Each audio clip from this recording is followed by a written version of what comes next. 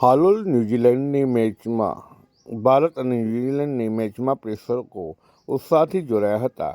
Kotambi stadium પહેલીવાર Housefull થઈ ગયું હતું.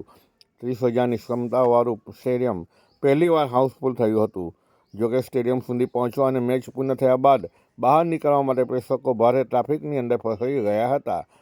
લોકો ટ્રાફિકમાં ફસાઈને સ્ટેડિયમની અંદરને બદલે હાઈવે ઉપર અટવાતા વડોદરા ઓલ આઉટ જેવી સ્થિતિ થઈ ગઈ હતી. સ્ટેડિયમ સુધી પહોંચવા માટે 8 કિલોમીટરનો ટ્રાફિક જામ થયો હતો. વડોદરાથી કોટંબી પહોંચવા અને હાલોલ તરફ જવાના રોડ સાથે હાલોલથી જરોદ આવવાના રોડ ઉપર પણ ટ્રાફિકની સમસ્યા સર્જાઈ હતી. ટ્રાફિકમાં ક્રિકેટરોની બસ, વીઆઈપી, વીવીઆઈપી સહિત પ્રેક્ષકો પણ ફસાયા હતા.